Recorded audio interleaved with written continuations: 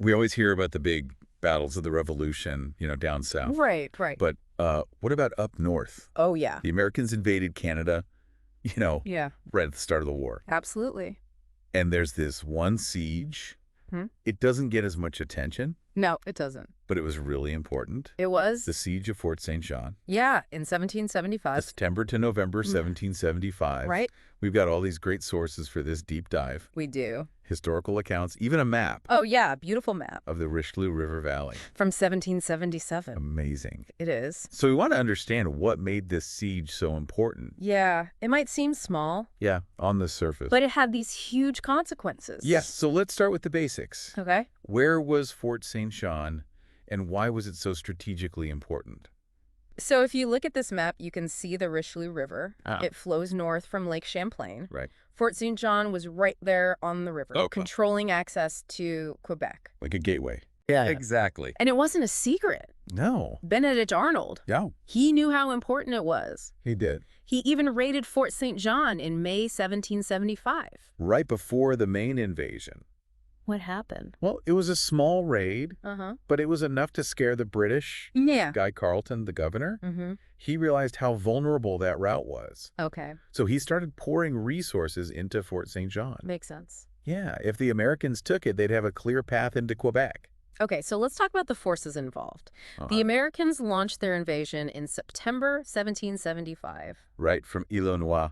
under General Philip Shaler at first. Yes, but their first attempts to even approach Fort St. John. Which was only about 10 miles away. Yeah, this didn't go so well. What happened? Well, the first troops were mostly militia Okay. from New York and Connecticut, Mhm. not super experienced. Right.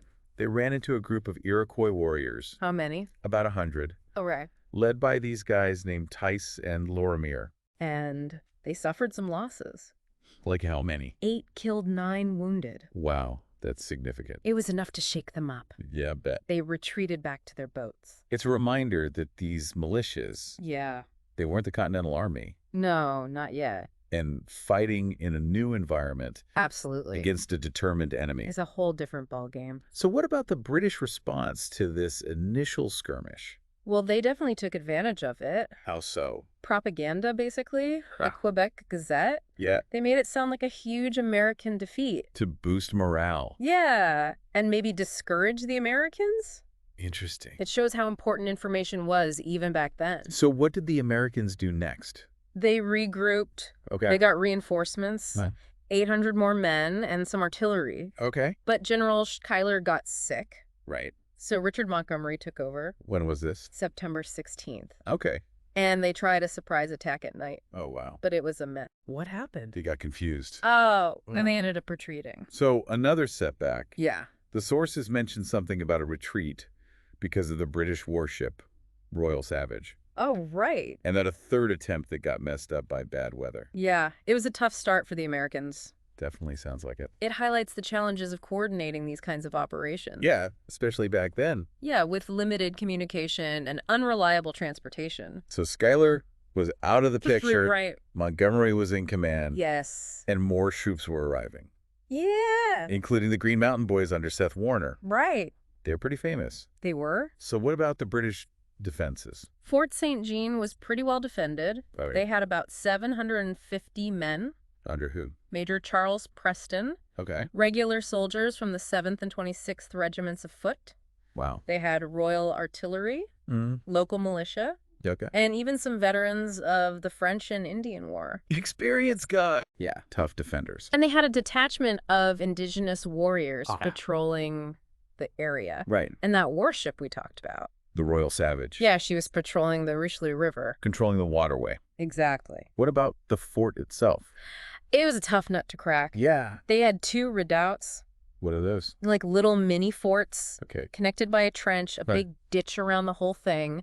And in that ditch, they had chevaux de frise. What are those? Basically logs with spikes sticking out Oh, wow. to stop anyone from getting close. Sounds nasty. It was- House. Yeah, they cleared the brush around the fort Okay. so they could see the enemy coming, Right. and they built a wooden palisade. Like a wall. Yeah, a defensive wall. And they had been working on these defenses since Arnold's raid. That's right. So they were ready. They were. Carleton had made Fort St. Jean a priority. Definitely. So Montgomery had his work cut out for him. He did. When did he launch his main attack? September 17th. Right. He landed his army south of St. John. Uh-huh. And right away, he sent John Brown north. Why? To block the road to Montreal. Smart. Yeah. Cut off any reinforcements or supplies. Did it work? Yeah. Brown captured a whole supply wagon train. Wow. Headed for the fort. That must have been a blow for the British. It was. Did they try to get it back? They did. What happened? Preston sent out a sortie. A what? A sudden attack. Okay. To try to recapture the supplies. Did they succeed? No. Why not? Brown had hidden the supplies well. Yeah. And Montgomery sent troops to support him. So they drove the British back. Yeah, back into the fort. So the siege was on. It was. Our sources mention this guy, Moses Hazen. Oh, yeah. What was his story? He was a local. Okay. And he had been supporting the Americans. Uh-huh. But then he switched sides. Really? Yeah. Why? We don't know for sure. Okay. But he ended up getting captured. By who? First by Brown's men, and then by the British. Why they questioned him. Trying to get information. Yeah, about the American forces. Makes sense. But Hazen managed to escape. With who? This guy, Claude de Lorimer. Who was he? An Indian agent. Okay. Working for the British. So they both escaped. Yeah, and they went to warn Carleton. About the Americans. Yeah, about their strength and their plans. So Hazen's story, yeah, it shows how important intelligence was. Absolutely. And how fluid loyalties were. Right. Some people were on the fence. Yeah, trying to pick the winning side. So while all this was going on, Montgomery was building a mortar battery. Yeah, south of the fort. To bombard the fort. Exactly. From a distance. Right. And what about John Brown? He was busy too. Yeah. He set up a position at La Prairie. Where's that on the St. Lawrence River. Okay. To cut off supplies from that direction. Smart. And James Livingston. Who's that? He had family ties to Montgomery. He was raising a militia force. Where? Near Chambly. Another fort. Yeah, another British fort. Okay. South of St. Jean. So the Americans were busy trying to isolate Fort St. Jean. Exactly. And then there was Ethan Allen. Oh, yeah. What was he up to? He was trying to capture Montreal. Wow. Bold move. It was. Did he succeed? No. What happened? He only had a small force. Okay.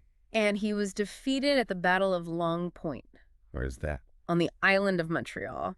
Okay. And Allen was captured. So a setback for the Americans. It was. But back at Fort St. Jean, things were getting tough for the Americans. The terrain was difficult. Yeah, swampy ground. Hard to dig trenches. And disease was spreading. Oh, no. Over 900 men had to be sent back to Ticonderoga. Because they were sick. Yeah. Wow. By mid-October. And they were running low on supplies. It was a tough situation. Yeah, I bet. And the British, they had the advantage in firepower. They were shelling the Americans. From inside the fort. Yeah, they had cleared the ground around the fort. Right. So they had a clear field of fire. Making it hard for the Americans to build their own positions. Exactly. But then things changed. It is. When the old sow arrived. Oh, yeah. What was that? A huge cannon. Okay. From Ticonderoga. When did it arrive? October 6th. That must have been a game changer. It was. For both sides. Yeah, the Americans were thrilled. I bet. And the British were probably pretty worried. So what did Montgomery do? He started planning another battery east of the fort. To target what? The shipyard and the Royal Savage. Right. Which they actually sank. They sank their own ship? Well, not exactly. What happened? They sank the Royal Savage to get to its supplies and guns. Oh, I see. They needed those resources. Clever. Desperate times call for desperate measures. And then Fort Chambly fell. Yeah, that was a big one. What happened? Livingston's militia captured it. When? October 18th. Oh. They somehow got 2 cannons past St. Jean. Wow. And used them to bombard Chambly. And the British surrendered. Yeah, Major Stopford surrendered. What did the Americans capture? A ton of stuff. Like what? 6 tons of gunpowder. Wow. Thousands of cartridges. Okay. Hundreds of muskets. Barrels of flour.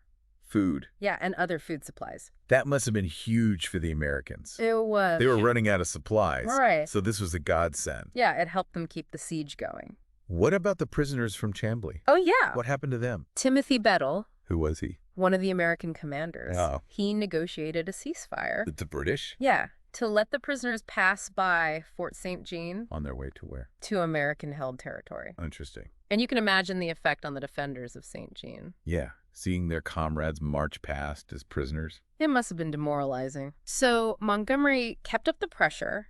He finished his new battery. The one northwest of the fort? Yeah. By when? The end of October.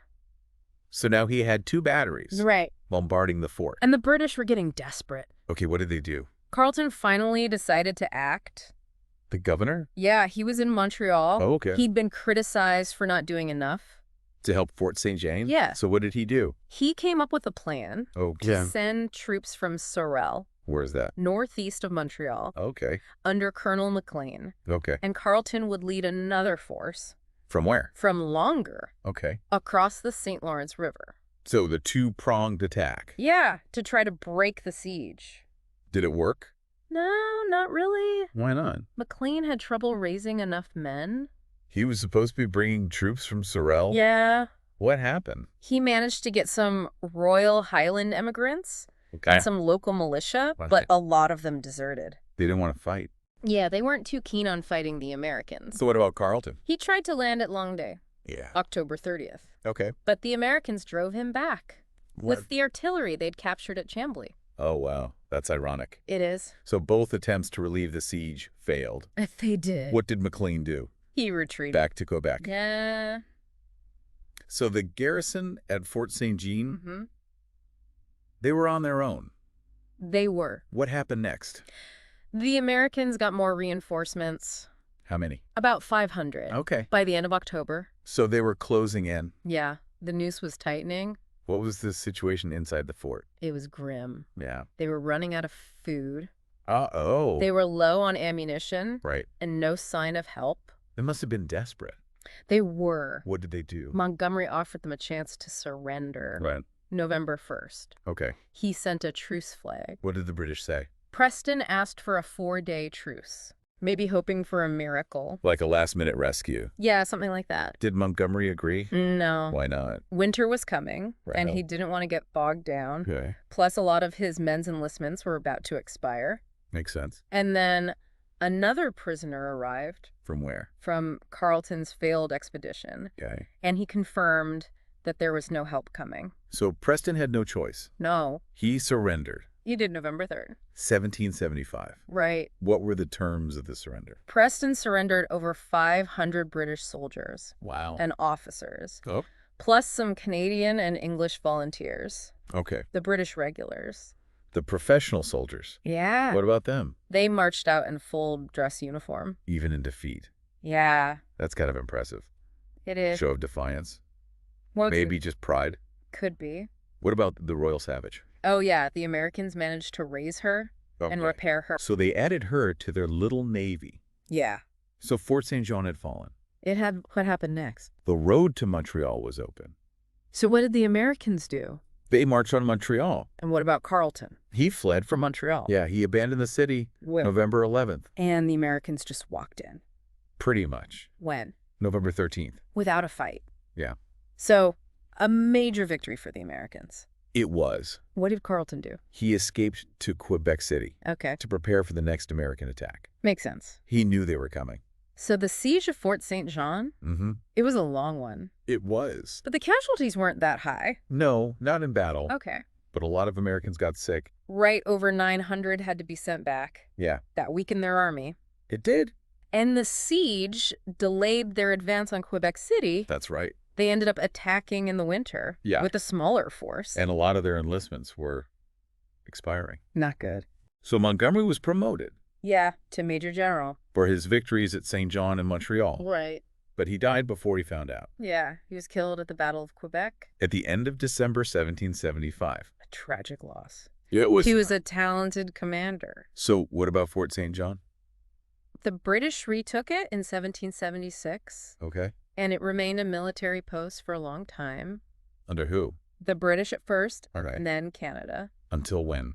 until 1995. Wow. It's part of the Royal Military College Central now. Really? Yeah, since 1952. And there's a museum there There is. commemorating the siege. Exactly. So what are the big takeaways from this deep dive? Well, first of all, the siege of Fort St. Jean, Yeah. it might not be as famous as other battles, Right?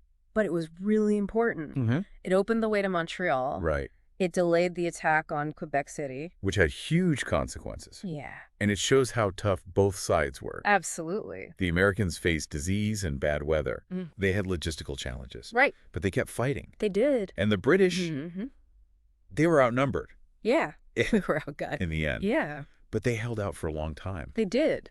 So this deep dive, Yeah. it gives us a better understanding of the American Revolution. It does. Not just the big battles, Right. but the smaller ones too. The ones that are often overlooked, Yeah. but that had a big impact. So here's something to think about. Okay. What if Fort St. Jean had held out longer? Or what if Carleton had been more decisive? Interesting. How would that have changed the war? It's a great question. Yeah, something to ponder. It makes you realize that history could have turned out very differently. Absolutely. Even small events can have big consequences. That's why we do these deep dives. To uncover those hidden stories. And to understand the past. And to learn from it. Exactly. And to maybe even see the present in a new light. Thanks for joining us. It was my pleasure.